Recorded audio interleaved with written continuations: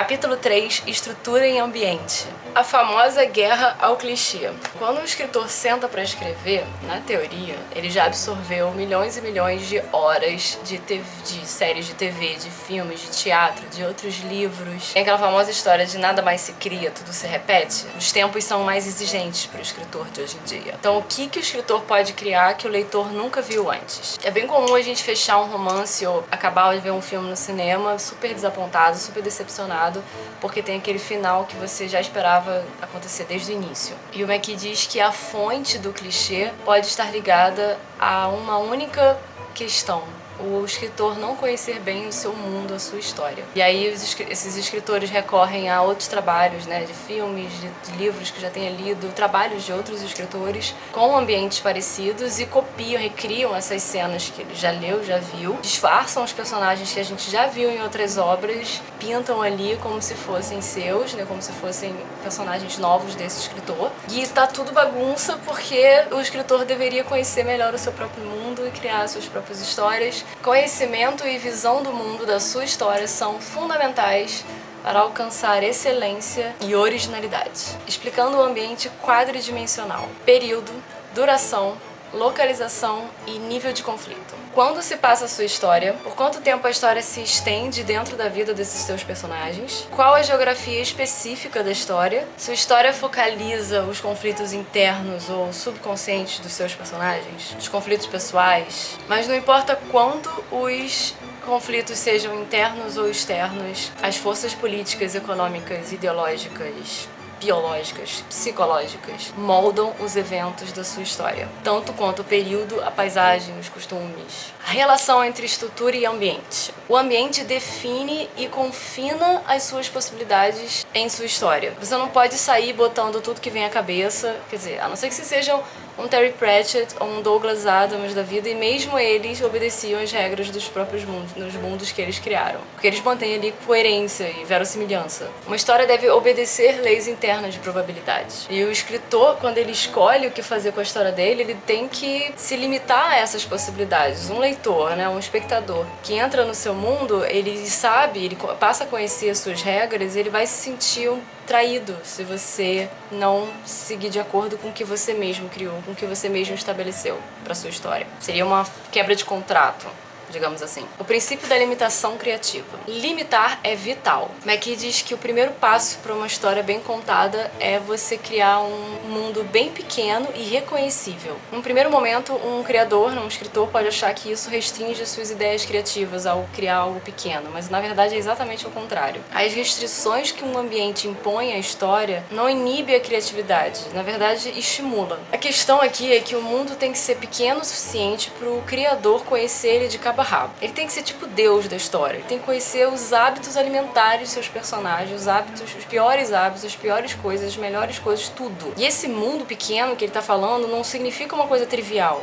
Ele quer dizer que, como eu já falei antes, é uma coisa reconhecível. Não é que o escritor precise pensar em todos os aspectos da vida de seus personagens, da sua história, mas ele tem que, de alguma forma, absorver tudo. Ele precisa, pelo menos, saber tudo que é pertinente para a história. E no mundo vasto, McKee diz que o pensamento se alonga muito e acaba ficando meio superficial. Você não tem um conhecimento profundo de cada coisa do seu mundo quando você restringe o ambiente, quando você restringe algo pequeno e fácil de você conhecer por completo. Então, quanto maior o mundo, menor o conhecimento do autor, maior a possibilidade de clichê. Quanto menor o mundo, mais conhecimento, portanto, mais soluções criativas. Pesquisa. Normalmente, numa história, o escritor precisa de 3. Pesquisa de memória, imaginação e fato. Memória. O que eu conheço da minha vida pessoal que toca a vida dos meus personagens. A pesquisa não é sonhar com o passado, é destrinchá-lo, é revivê-lo, é explorá-lo. Na verdade, você vai pegar, através dessa memória, um sentimento para poder escrever uma cena que vai ser original e única. Imaginação. Como seria a vida dos meus personagens dia após dia? O que eles fazem quando eu, criadora, escritora, não estou olhando? A McKee pede pra gente esboçar cenas com detalhes de como eles agem, como eles fazem compras, escovam os dentes, dormem, rezam ou não, enfim, não necessariamente cenas que vão aparecer na história. É importante você esboçar essas cenas para você conhecer melhor os personagens e tornar tudo um pouco mais familiar. Fatos. O talento do escritor deve ser estimulado com fatos e ideias. Tá com bloqueio criativo? McKee diz que a solução é ir para uma biblioteca. Bloqueio, diz ele, vem quando não se tem nada a dizer. Pesquise. Você deve alimentar o talento. Eu entendo perfeitamente o que ele quer dizer, cara. Tem dias que eu não leio, eu sei, tragédia no jornal é um saco, TV também, blá. Às vezes eu evito. Mas quando eu não vejo notícia, quando eu fico meio por fora que tá o mundo, eu fico meio aérea, eu fico meio tipo blank, sabe? A cabeça fica sem muitas ideias. E aí, a partir do momento que você lê qualquer coisa que tá acontecendo no Twitter, Facebook, jornal, ou um livro, ou uma história, alguma coisa tem ali um gancho, tem ali um gatilho que faz com que você comece a ter mais ideias, porque você tá adquirindo mais conhecimento, você tá buscando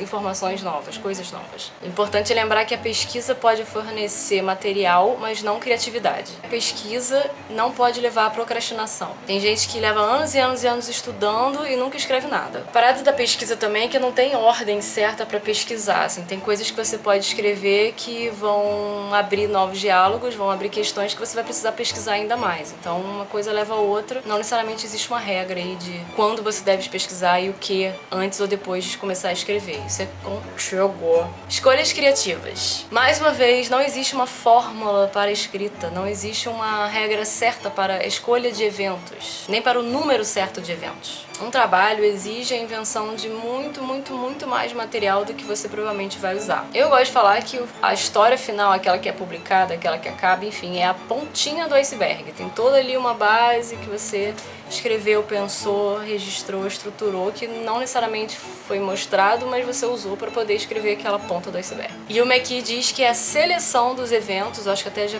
comentou isso num capítulo passado, é a seleção dos eventos que mostra a criatividade do autor. Ele até comenta que o melhor elogio para um escritor é quando o outro reconhece, né, essa criatividade do tempo que ele escolheu e tal, e diz: eu adorei as suas escolhas. Tem aquela parada das ideias, que o McKee comenta. A primeira ideia você acha genial, você escreve, no dia seguinte você vai ler e fala: não é bem o que eu tava achando que tava bom, assim, não é bem o que eu queria. Pra quebrar essa coisa do clichê e pra fazer boas escolhas, você deve esboçar 10, 15 cenas diferentes pra solucionar uma questão na sua história. Normalmente a primeira é uma coisa que tá muito na superfície da nossa mente, é uma coisa que a gente acabou de ver e nem se ligou, né? Acabou de ver na TV, num livro, num seriado, num cinema, enfim, um videogame. Isso popa na nossa cabeça como a nossa ideia, como se a gente estivesse tipo, caraca, essa ideia é maravilhosa. Então ele pede pra refletir, sentar, esboçar várias outras soluções pra ter certeza realmente de que existem aí outras formas muito mais criativas que a primeira. Claro que depois de testar todas essas novas outras cenas e você ainda achar que aquela primeira ideia é realmente a melhor e você tem substância, tem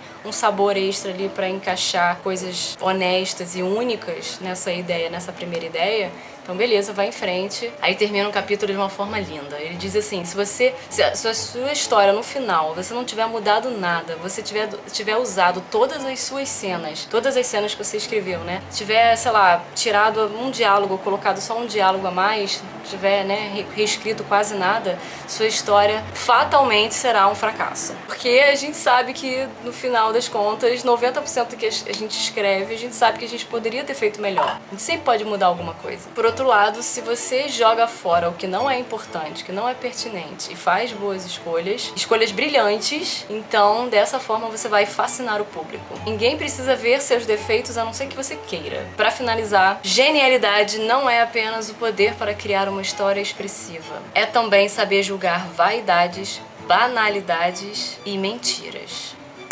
Drop the mic. Bam. Fim do capítulo. No próximo vídeo nós falaremos sobre o capítulo 4, estrutura e gênero. Vamos ver o que McKee tem a nos dizer.